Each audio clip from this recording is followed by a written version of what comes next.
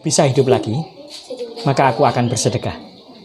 Kenapa tidak? Jika aku nanti hidup lagi, aku mau haji. Jika aku hidup lagi, tapi yang disebut ayat itu, ya saya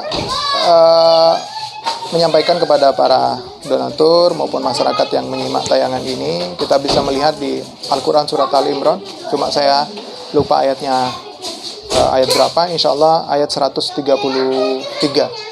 Wasari'u ila maghfiratin min rabbikum wa jannatin arduhas samawati wal ard uiddat lil muttaqin.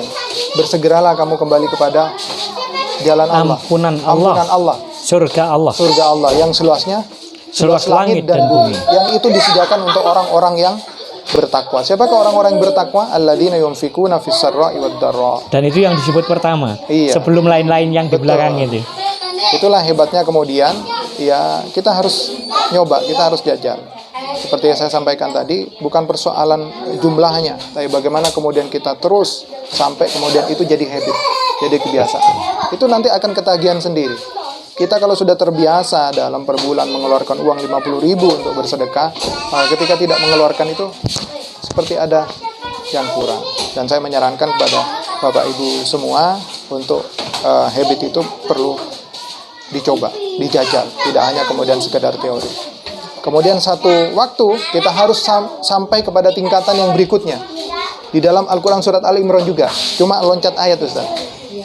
Lan tanalul birra hatta tunfiqu mimma tuhibbun. Dan tidaklah kamu sampai kepada suatu kebaikan kecuali hingga memberikan yang paling dicintai. Ini tapi jangan dimaknai yang bukan Ustaz. Biasanya kalau dilanjutkan ini akan panjang.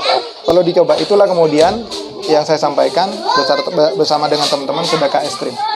Perlu dicoba. Mudah-mudahan segala kesulitan kita, apa yang menjadi hajat dan doa-doa kita dikabulkan oleh Allah Subhanahu wa taala. Dan pasti itu Allah janjikan karena kita mempunyai rasa kepedulian yang tinggi kepada sesama. Terutama keluarkan dulu yang wajib, baru kemudian setelah itu kita coba 10%, 20% dan yang berikutnya. Mudah-mudahan itu akan membantu segala persoalan hidup kita. Karena kita yang jelas tidak akan lepas dari persoalan. Dan persoalan itu tidak bisa dipikir secara logika. Di dalam ayat Al-Quran apa hadis saya menyampaikan bahwa ya kita ketika punya persoalan bukan mencari jalan keluarnya.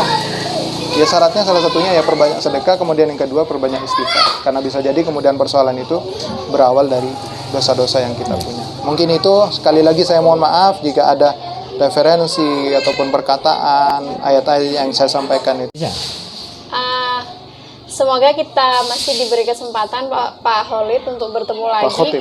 Pak Khotib, mohon maaf Pak Khotib, collab membuat konten yang bertujuan untuk memotivasi para donatur untuk lebih semangat lagi.